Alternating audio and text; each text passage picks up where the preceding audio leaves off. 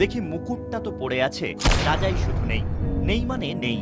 সোমবার সন্ধ্যের পর থেকে আর দেখা মেলেনি আরাবুলের। কেউ বলছেন গৃহবন্দী, কেউ বলছেন গোপন আস্তানায়। তিনি রাস্তায় হাঁটলে পুলিশও সব ভুলে দৌড়ে বেড়ান তার পেছনে। সেই আরাবুলই কয়েক ঘন্টায় বেপাত্তা। কিন্তু আরাবুল তো গেলেন, বিকল্পকে কে সামলাবেন আরাবুলের সাম্রাজ্য? তার অনুগামীদের দাবি, দল যে সিদ্ধান্তই নিক, আরাবুলই তাদের নেতা। আরাবুল ভাই কিন্তু যথেষ্ট একটা সংগ্রামী নেতা এবং সাধারণ মানুষের বিপদ আপদে সাধারণ মানুষের পাশে এসে দাঁড়ায়।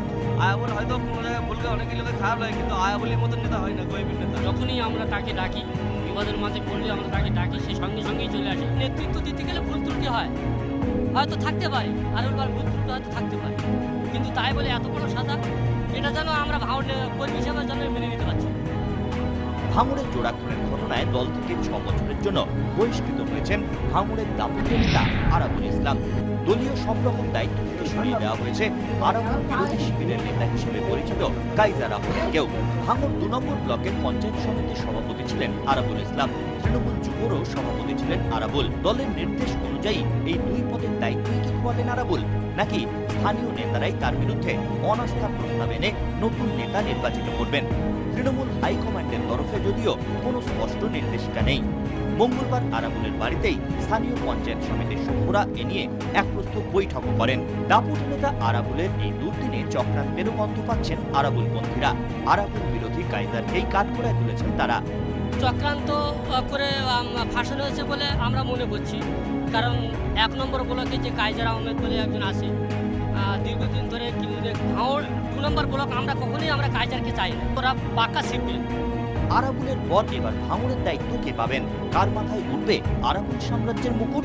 তা নিয়েও স্পষ্ট কোনো নির্দেশিকা নেই তৃণমূল হাইকমান্ডের। ভাঙড়ের আনাচে কানাচে যদিও ঘুরে বেড়াচ্ছে হাজারো গুঞ্জন।